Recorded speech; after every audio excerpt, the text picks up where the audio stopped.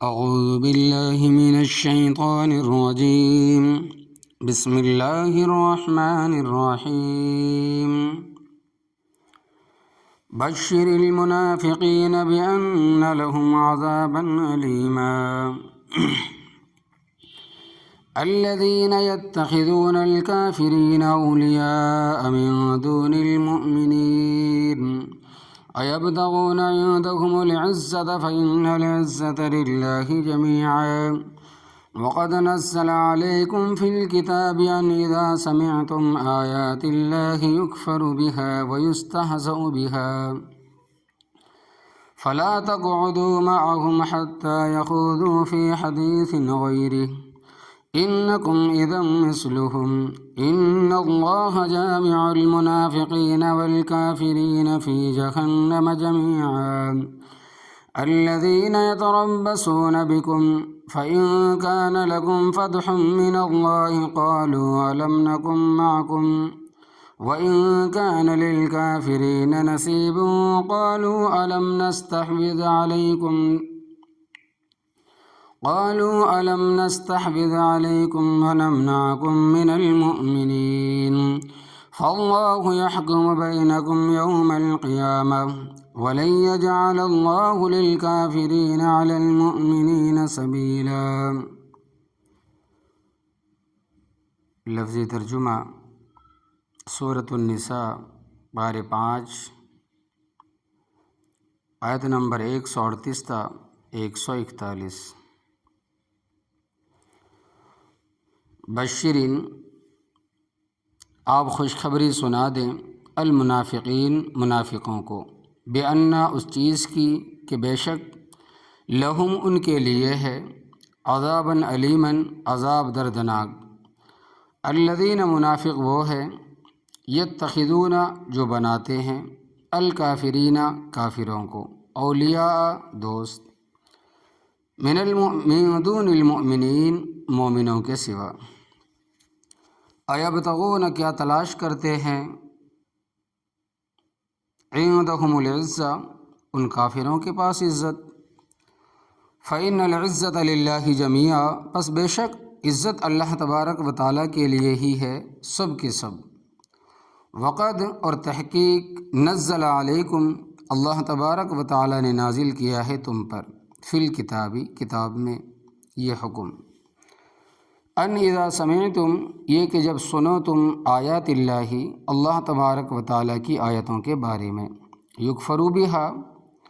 کہ ان کا انکار کیا جا رہا ہے، ویستہزأ بہا اور ان کے ساتھ مذاق ٹھٹھا کیا جا رہا ہے، فلا تقعدوا معہم پس نہ بیٹھو تم ان کے ساتھ، حتی یخوضوا یہاں تک کہ وہ مشغول ہو جائیں، فی حدیث غیرہ اس ٹھٹھے کے علاوہ کسی اور بات میں، انکم بے شک تم اذن اگر ان کے ساتھ بیٹھے رہے تو اس وقت مثلہم ان جیسے گنہگار ہوگے، ان اللہ بے شک اللہ تبارک و تعالی جامع المنافقین اکٹھا کرنے والا ہے منافقوں کو، والکافرین اور کافروں کو، فی جہنم جہنم میں، جمیعاً سب کو، الذین منافق وہ ہیں یتربصون بکم جو انتظار کرتے ہیں تمہارے بارے میں، فإن کان لکم فتح اگر ہو تمہیں نصیب فتح، یعنی اگر تمہارے نصیب میں کامیابی ہو، من اللہ اللہ تبارک و تعالیٰ کی طرف سے، قالوا کہتے ہیں الم نکن معکم کیا ہم تمہارے ساتھ نہیں تھے، وَإِن كَانَ لِلْكَافِرِينَ نَصِيبٌ اور اگر ہو کافروں کا حصہ، قالوا کہتے ہیں الم نستحوذ علیکم کیا ہم غالب نہیں آ گئے تھے تم پر، ونمنعکم اور کیا ہم نے نہیں حفاظت کی تمہاری، من المؤمنین مومنوں سے، فاللہ پس اللہ تبارک و تعالی یحکم فیصلہ کرے گا، بینکم تمہارے درمیان،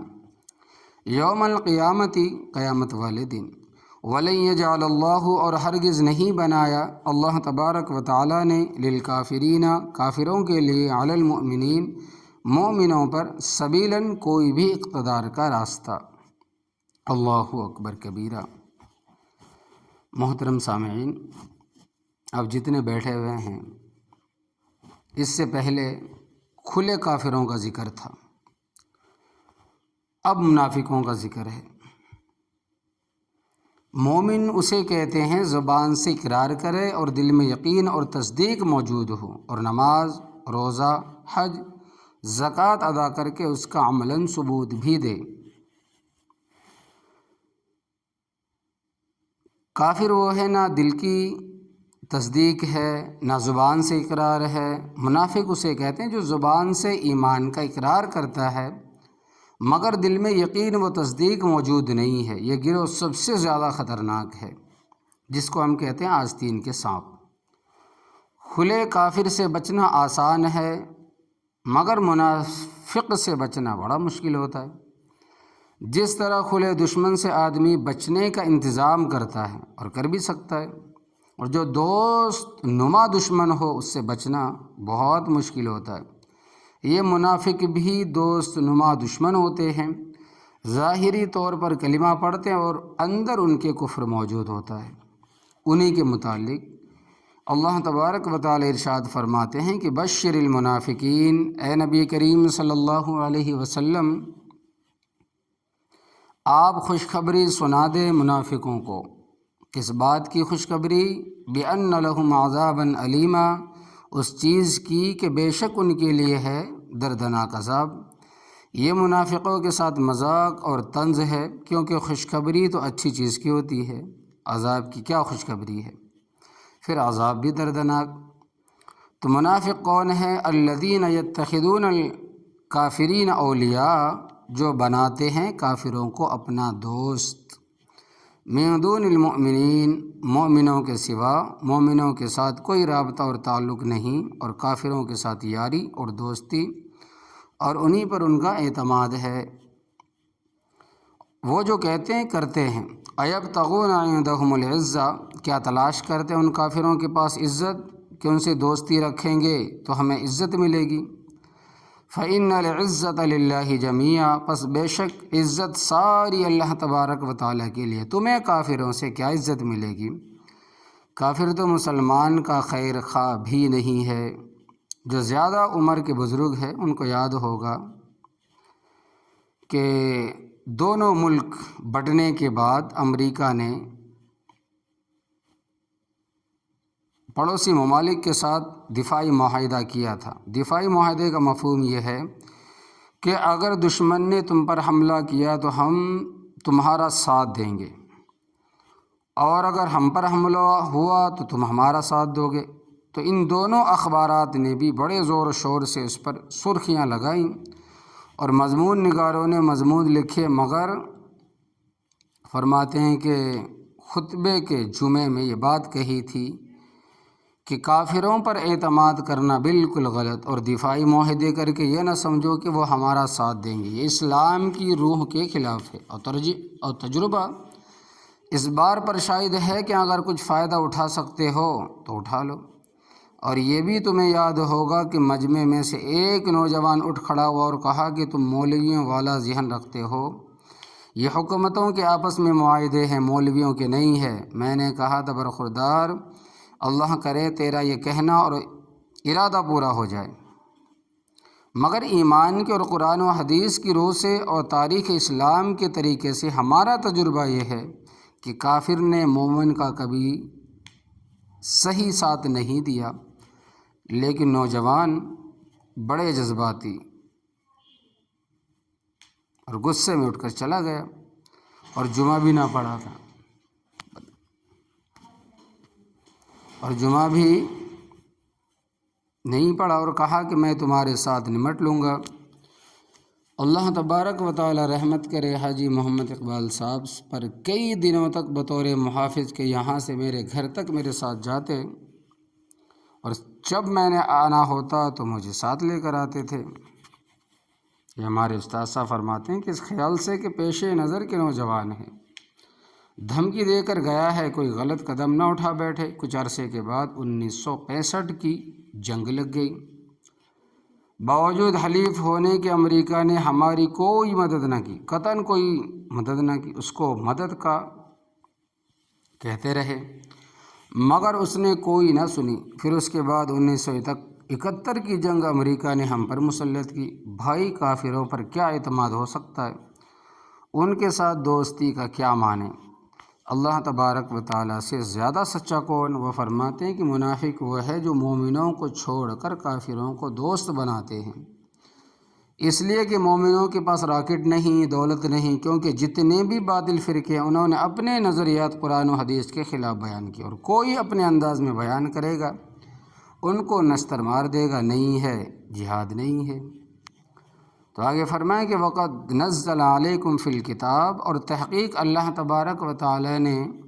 نازل کیا ہے کتاب میں حکم، ان یہ کہ اذا سمیتم، جب سنو تم آیات اللہ یکفر بہا، اللہ تبارک و تعالی کی آیاتوں کے ساتھ کفر کیا جاتا ہے، وَيُسْتَهْزَأُ بِهَا، اور مذاق کیا جاتا ہے، مخالفت کی جا رہی ہے، فَلَا تَقْعُدُوا مَعَهُمْ، پس تم ان کے ساتھ نہ بیٹھو، جس مجلس میں قرآن و حدیث کے خلاف بات ہو رہی ہو اس مجلس میں بیٹھتے اور شریک ہونے والا گنہگار ہے، اس مجلس میں بیٹھنے والا اور شریک ہونے والا گنہگار، اسی طرح باطل فرقوں کے جلسوں میں شرکت کرنے والا بھی گنہگار۔ البتہ وہ شخص جا سکتا ہے جس کا عقیدہ پختہ ہو اور اس غرض سے جائے کہ سنوں کہ یہ کہتے کیا ہے، تاکہ ان کا جواب دیا جا سکے۔ اور مسئلہ یہ ہے کہ باطل کی تردید فرض کفایہ ہے، اگر کسی نے کسی شہر میں یا قصبے میں دین کے خلاف بات کی ہے اور اس شہر یا قصبے میں کسی ایک نے بھی اس کی تردید نہ کی تو سارے گنہگار ہوں گے، اور اگر کسی ایک شخص نے بھی باطل کی تردید کر دی تو سارے گناہ سے بچ گئے۔ یہ مسئلہ بھی یاد رکھنا بھولنا نہیں، کسی شہر، محلے یا قصبے میں کسی نے اسلام کے خلاف بات کی اور کسی طرف سے اس کا جواب نہ آیا تو سارے کے سارے مسلمان عاقل بالغ گنہگار ہوں گے، اور اگر کسی ایک نے بھی معقول جواب دے دیا تو سارے گناہ سے بچ گئے۔ تو جہاں قرآن و حدیث کے خلاف بات ہو رہی ہو اس مجلس میں بیٹھنا بالکل منع ہے، حتیٰ یخوضوا فی حدیث غیرہ، یہاں تک کہ وہ مشغول ہو جائیں اس ٹھٹھے کے علاوہ کسی اور بات میں، اس مذاق کے علاوہ کسی اور بات میں۔ قرآن و حدیث کے خلاف بات کرنے سے باز آ جائیں اور کوئی سیاسی وغیرہ باتیں کرنے لگ جائے تو بات جدا ہے، کیونکہ جب وہ قرآن و حدیث فقہ اسلامی اجماع امت کی مخالفت کر رہے ہوں گے اور تم ان میں بیٹھے ہوگے، انکم اذا مثلہم، بے شک تم اس وقت ان جیسے گنہگار ہوگے، کیونکہ تم اپنے اختیار سے اس مجلس میں بیٹھے ہو جس میں قرآن و حدیث کا انکار اور مذاق اڑایا جا رہا ہے، لہٰذا تم بھی گنہگار ہو۔ اسی طرح جس مجلس میں جھوٹ بولا جا رہا ہو، گالی گلوچ ہو رہی ہو، غیبت ہو رہی ہو یا خلاف شرع کام ہو رہا ہو، مسلمان پر فرض ہے کہ اس مسجد سے اٹھ کر چلا جائے، وہاں نہ بیٹھے۔ اگر تمہیں اللہ تبارک و تعالیٰ نے ہاتھ سے روکنے کی طاقت عطا فرمائی ہے، تمہارے پاس کوئی منصب ہے تو روکو، کیونکہ ہاتھ سے تو حکمران ہی روک سکتے ہیں، عام آدمی تو ہاتھ سے نہیں روک سکتا۔ اگر طاقت ہے تو ہاتھ سے روکو، اور اگر ہاتھ سے روکنے کی طاقت نہ ہو تو زبان سے روکو، مگر آج کا ماحول ایسا ہے کہ زبان سے روکنا اور بتانا یہ برائی ہی بڑا مشکل ہے۔ فقہاء کرام رحمۃ اللہ علیہ نے مسئلہ لکھا ہے کہ اور بجا لکھا ہے کہ جس مقام پر حق بیان کرنے کے بدلے اور شر اور فتنے کا شدید خطرہ ہو وہاں پر خاموشی بہتر ہے۔ آج تو ہماری مجلس ہی بری ہے، الا ماشاء اللہ، یہ تو امت کو حکم ہے کہ ایسی مجلس میں نہیں بیٹھنا جہاں دین کے خلاف بات ہو رہی یا خلاف شر کام ہو رہا ہو۔ اور نبی کریم صلی اللہ علیہ وسلم کو اللہ تبارک و تعالیٰ نے جو حکم دیا ہے کہ وہ بھی سن لو اور اس کو بھی اچھی طرح یاد رکھنا۔ اللہ تبارک و تعالیٰ کا ارشاد ہے کہ وَإِذَا رَأَيْتَ الَّذِينَ، اے نبی کریم صلی اللہ علیہ وسلم، جب آپ دیکھیں ایسے لوگوں کو يَخُوضُونَ فِي آیاتنا، جو ہماری آیتوں کے بارے میں بکواس کر رہے ہیں، ان کے خلاف کچھ کر رہے ہیں، اسلام کے خلاف کچھ کہہ رہے ہیں، فَأَعْرِضْ عَنْهُمْ، تو آپ ان سے اعراض کریں، وہاں سے اٹھ کر چلے جائیں، حَتَّى يَخُوضُوا فِي حَدِيثٍ غَيْرِهِ، یہاں تک کہ وہ اور باتوں میں مشغول ہو جائے۔ وَإِمَّا يُنْسِيَنَّكَ الشَّيْطَانُ، اور اگر شیطان تمہیں بہلا دے، بات کی طرف توجہ نہ ہو، فَلَا تَقْعُدْ بَعْدَ الذِّكْرَىٰ مَعَ الْقَوْمِ الظَّالِمِينَ، پس نہ بیٹھ یاد آنے کے بعد ظالم قوم کے ساتھ۔ اب ٹھنڈے دل سے اس بات پر بھی غور کرو اور سوچو کہ جاہل قسم کے لوگ یہ کہتے ہیں کہ نبی کریم صلی اللہ علیہ وسلم ہر جگہ حاضر و ناظر موجود ہیں، اور سمجھتے ہیں یہ نظریہ اپنا کر ہم نبی کریم صلی اللہ علیہ وسلم کی تعظیم کر رہے ہیں۔ دیکھو کتنی بڑی جہالت۔ قرآن کریم تو آپ صلی اللہ علیہ وسلم کو حکم دے کہ آپ خلاف شر مجلسوں میں بیٹھ نہیں سکتے، اور یہ کہیں کہ نہیں، آپ صلی اللہ علیہ وسلم ہر جگہ موجود ہے۔ دنیا خلاف شر مجلسوں سے بھری ہوئی ہے، اور دینی مذہبی مجالس تو بہت کم ہیں، تو بری مجلسوں میں آپ صلی اللہ علیہ وسلم کو حاضر و ناظر جاننا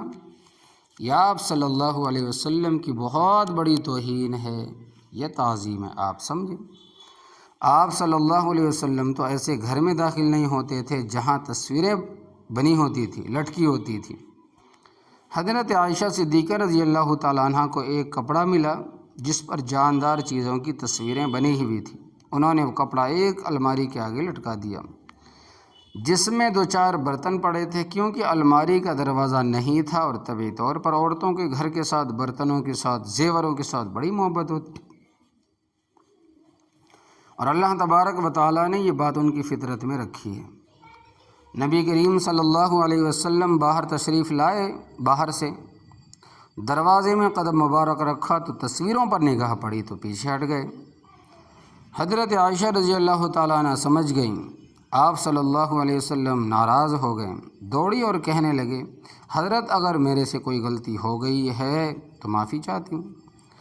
آپ صلی اللہ علیہ وسلم نے فرمایا کہ سامنے جو تصویریں لگی ہوئی ہے، جہاں یہ ہو وہاں نہ تو رحمت کا فرشتہ داخل ہوتا ہے، نہ اللہ تبارک و تعالیٰ کا پیغمبر۔ انہوں نے وہ کپڑا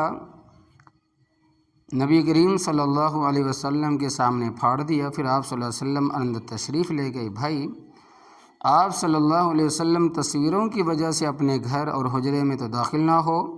اور ہمارے گھر جو بت خانے بنے ہوئے ہیں وہاں آپ صلی اللہ علیہ وسلم حاضر و ناظر ہیں، لہٰذا یاد رکھنا آپ صلی اللہ علیہ وسلم کو ہر جگہ حاضر و ناظر ماننا یہ آپ صلی اللہ علیہ وسلم کی انتہائی توہین ہے۔ عوام بیمار ہے، غلط فہمی کا شکار ہے، توہین کو تعظیم سمجھتے ہیں۔ ساتھیو، یہ بات میں متعدد مرتبہ بتا چکا ہوں کہ الحمدللہ میں نے آج تک سنیما نہیں دیکھا، اور آئندہ بھی اللہ تبارک و تعالی حفاظت فرمائے، کیونکہ ہمارا یہ ذہن بنایا گیا تھا کہ تھیٹر نہیں دیکھنا، سنیما ہال نہیں دیکھنا۔ والد محترم کی داڑھی سنت کے مطابق تھی، پکے نمازی، بڑے مہمان نواز تھے، بالکل ان پڑھ۔ وہ ہمیں کیا کہتے تھے؟ بیٹے تھیٹر نہیں دیکھنا، سنیما نہیں دیکھنا۔ ان کا یہ دیا ہوا سبق مجھے آج تک یاد ہے، بلایا نہیں گیا تو بھائی میرے جیسے آدمی تو وہاں نہ جائے کہ توہین ہے، اور نبی کریم صلی اللہ علیہ وسلم کو وہاں حاضر و ناظر تسلیم کیا جائے تو یہ آپ صلی اللہ علیہ وسلم کی توہین ہے، یہ تعظیم ہے، یہ گندے عقیدے ہیں، ان سے بچنا۔ پھر بعض لوگ بات بناتے ہیں کہ پھر اللہ تبارک و تعالیٰ کیوں ہر جگہ حاضر و ناظر ہے؟ بھائی بات یہ ہے کہ اللہ تبارک و تعالیٰ مکلف نہیں ہے، اس پر کوئی قانون لاگو نہیں، اور اس کا ہر جگہ موجود ہونا یہ اس کی صفت، اور مخلوق کو ہر جگہ حاضر و ناظر جانو گے اس کی توہین ہوگی۔ نبی کریم صلی اللہ علیہ وسلم مکلف ہے،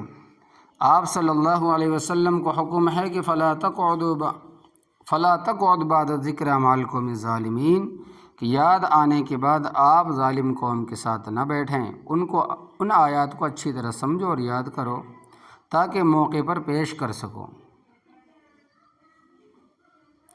اور جس طرح نبی کریم صلی اللہ علیہ وسلم حاضر و ناظر ہے، اسی طرح آپ صلی اللہ علیہ وسلم علی میں کل بھی نہیں ہے، علی میں کل بھی نہیں ہے۔ الحمدللہ میں نے بہت سارے علوم حاصل کیے مگر جادو کا علم حاصل نہیں کیا، کیونکہ جادو کا سیکھنا کفر۔ یہودی حضرت سلیمان علیہ السلام کی طرف جادو کی نسبت کرتے تھے کہ وہ جادو کرتے تھے۔ پہلے پارے میں اللہ تبارک و تعالیٰ نے اس کی تردید فرمائی کہ وما کفر سلیمان ولکن الشیاطین کفروا یعلمون الناس السحر، کہ حضرت سلیمان علیہ الصلوۃ والسلام نے کفر نہیں کیا، اور لیکن شیطان ہی کفر کرتے ہیں، لوگوں کو جادو سکھاتے ہیں۔ تو بھائی میرے جیسے گنہگار آدمی کو تو جادو نہ آئے، کچھ خرابی آتی ہے۔ اور انبیاء علیہ الصلوۃ والسلام اور اولیاء رحمۃ اللہ علیہ کے متعلق یہ عقیدہ بنایا جائے کہ وہ سارے علم جانتے ہیں، یہ کون سا کمال ثابت کیا؟ الٹا ان کی توہین کی، کیونکہ سارے علوم میں جادو کا علم بھی ہے جس کا حاصل کرنا کفر ہے۔ اس لیے اللہ تبارک و تعالیٰ نے وما علمناہ الشعر وما ينبغي له، اور ہم نے نبی کریم صلی اللہ علیہ وسلم کو شعر گوئی نہیں سکھائی اور نہ وہ اس کے شایان شان ہے۔ اللہ تبارک و تعالیٰ نے نبی کریم صلی اللہ علیہ وسلم کو شعر و شاعری کا فن نہیں سکھایا، اور وہ آپ صلی اللہ علیہ وسلم کی شان کے مناسب بھی نہیں۔ یہ باتیں عقیدے کی ہے اور قرآن پاک کے مسئلے ہیں، ڈھکوسلے نہیں ہے، ان کو اچھی طرح سمجھ لو۔ ان اللہ جامع المنافقین والکافرین فی جہنم جمیعا، بے شک اللہ تبارک و تعالی جمع کرنے والا ہے سب منافقوں کو اور کافروں کو جہنم میں۔ الذین یتربصون بکم، منافق وہ ہیں جو انتظار کرتے ہیں تمہارے بارے میں۔ کس چیز کا انتظار کرتے ہیں؟ فرمایا کہ فإن کان لکم فتح من اللہ، پس اگر تمہیں نصیب ہو جائے فتح تو اللہ تبارک و تعالیٰ کی طرف سے لڑائی میں، قالوا کہتے ہیں الم نکم معکم، کیا ہم تمہارے ساتھ نہیں تھے، ہمیں بھی حصہ دو۔ وإن کان للکافرین نصیب، اگر ہو کافروں کا حصہ لڑائی میں، ان کا پلڑا بھاری ہو جاتا ہے۔ قالوا، ان کے پاس پہنچ کر کہتے ہیں کہ الم نستحوذ علیکم، کیا ہم غالب نہیں آ گئے تھے تم پر، ونمنعکم من المؤمنین، اور کیا ہم نے تمہاری حفاظت نہیں کی ایمان والوں سے، وہ تمہارا صفایا کرنا چاہتے تھے، ہم نے درمیان میں آ کر ایسے حالات پیدا کیے کہ تم بچ گئے، ہم نے تمہارا دفاع کیا ہے، لہٰذا تمہیں جو مال ملا اس سے ہمیں حصہ دو۔ فاللہ یحکم بینکم یوم القیامہ، پس اللہ تبارک و تعالیٰ ہی فیصلہ کرے تمہارے درمیان قیامت والے دن۔ ولن یجعل اللہ للکافرین، اور ہرگز نہیں بنایا اللہ تبارک و تعالیٰ نے کافروں کے لیے علی المؤمنین سبیلا، مومنوں پر کوئی بھی اقتدار کا راستہ۔ مومن مومن ہے، ان کے لیے کافروں کے ساتھ نہ تو دوستی کا راستہ ہے، نہ عزت کا راستہ ہے۔ ہاں، دنیاوی معاملات میں کافروں کے ساتھ برتاؤ کر سکتے ہیں، اس سے اسلام منع نہیں کرتا۔ برتاؤ کرنے کا مطلب یہ نہیں کہ بے دین ہو جاؤ، جس طرح ترکی کا حکمران بے دین ہے، کبھی اذان پر پابندی، کبھی پردے پر پابندی، اور دینی مدرسے تو پہلے ہی بند کر دیے، مگر یہ نہیں جو اس سے پہلے کے حکمران تھے وہ، یہ تو اچھے ہیں طیب اردوغان، تو اس وجہ سے بند کرتے تھے کہ کوئی دین نہ پڑھے، جو کچھ ان سے امریکہ کراتا ہے کرتے چلے جا، اور یہ اس ملک میں ہو رہا ہے جہاں لاکھوں کروڑوں کی تعداد میں مسلمان موجود ہیں۔ ترکی کے عوام برے نہیں، صرف حکمران